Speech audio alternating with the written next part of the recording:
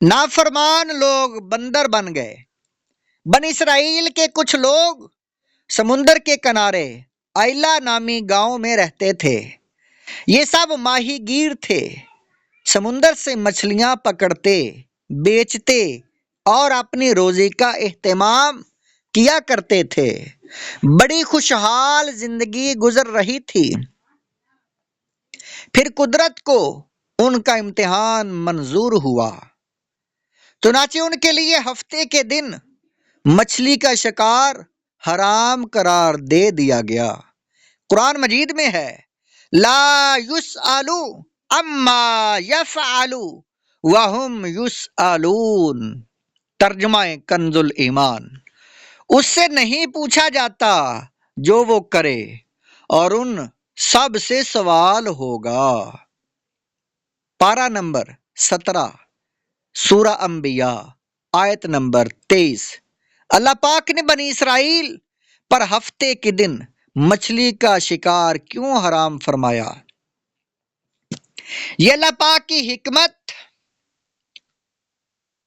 وہ جو چاہے کرے۔ ہم بندے ہیں، ہم نے آنکھیں بند کر کے اپنے مالک و مولا کا حکم ماننا ہے اور بس۔ خیر، اللہ پاک نے بنی اسرائیل کے لیے ہفتے کے دن مچھلی کا شکار حرام کر دیا۔ اب انہیں آزمائش یہ ہوئی کہ ہفتے کے دن سمندر میں مچھلیاں بہت آیا کرتیں۔ اتنی مچھلیاں دیکھ کر ان کے دل للچاتے، جی چاہتا کہ مچھلیاں پکڑیں، بیچیں، خوب نفع کمائیں، مگر ہفتے کے دن مچھلیاں پکڑنا حرام تھا، لہذا دل کی حسرت دل ہی میں رہ جاتی۔ کچھ عرصہ تو انہوں نے صبر کیا اور اللہ پاک کے حکم پر عمل کرتے رہے۔ پھر انہیں شیطان نے ہیلا سکھایا۔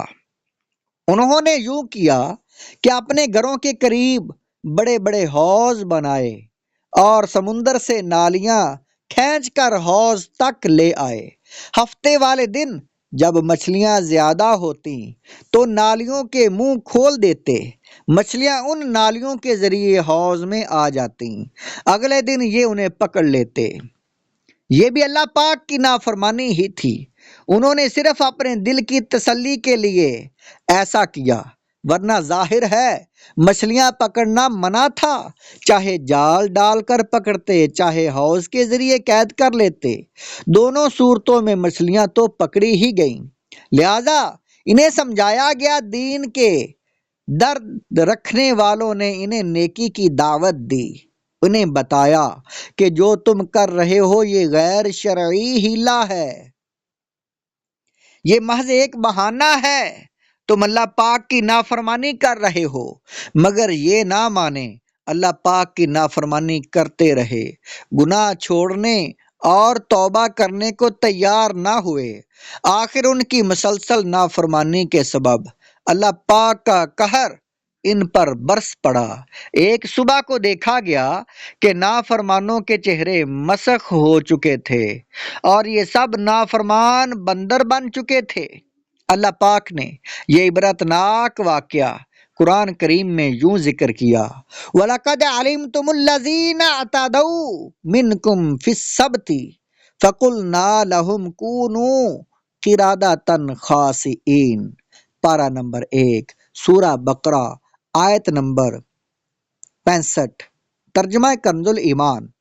اور بے شک ضرور تمہیں معلوم ہے تم میں کہ وہ جنہوں نے ہفتہ میں سرکشی کی تو ہم نے ان سے فرمایا کہ ہو جاؤ بندر دھتکارے ہوئے، گر تو ناراض ہوا میری ہلاکت ہوگی، ہائے میں نارے جہنم میں جلوں گا یا رب۔ گناہ اللہ پاک سے جنگ ہے۔ پیارے اسلامی بھائیوں، دیکھا آپ نے اللہ پاک کی نافرمانی کا کیسا بھیانک انجام ہوا۔ اللہ پاک نے بنی اسرائیل کے ان نافرمانوں کو قیامت کے لیے نشان عبرت بنا دیا۔ اللہ پاک قرآن کریم میں اسی عبرتناک واقعہ کے متعلق فرماتا ہے فَجَعَلْنَا نَكَالًا لِمَا بَيْنَ يَدَيْهَا وما خلفها وموعظة للمتقین، ترجمہ کنز الایمان۔ تو ہم نے اس بستی کا یہ واقعہ اس کی آگے اور پیچھے والوں کے لیے عبرت کر دیا اور پرہیزگاروں کے لیے نصیحت۔ معلوم ہوا اس واقعہ میں عبرت ہے۔ اللہ پاک نے قرآن کریم میں اس واقعہ کو ہماری عبرت کے لیے بیان فرمایا، لہذا ہمیں چاہیے کہ ہم اس سے عبرت پکڑیں، اللہ پاک کے حضور رجوع لائیں، توبہ کریں، نیکیاں کریں، اور اللہ پاک اور اس کے پیارے محبوب صلی اللہ علیہ وآلہ وسلم کی نافرمانی سے ہر دم بچتے رہیں، کہ اللہ و رسول کی نافرمانی دنیا و آخرت میں ذلت و رسوائی کا سبب ہے۔ حضرت امام حسن بصری رحمت اللہ علیہ فرماتے ہیں، آپ فرمایا کرتے تھے، اے ابن آدم، تیری ہلاکت ہو، کیا تو اللہ پاک سے مقابلہ کرنا چاہتا ہے؟ ہاں ہاں، جس نے اللہ پاک کی نافرمانی کی گویا اس نے اللہ پاک سے جنگ کی۔ گناہوں سے مجھ کو بچا یا الہی، بری عادتیں بھی چھڑا یا الہی، خطاؤں کو میری مٹا یا الہی، مجھے نیک خصلت بنا یا الہی۔ عیون الحقایا حصہ نمبر اول صفحہ نمبر 52 پر یہ واقعہ لکھا ہوا ہے۔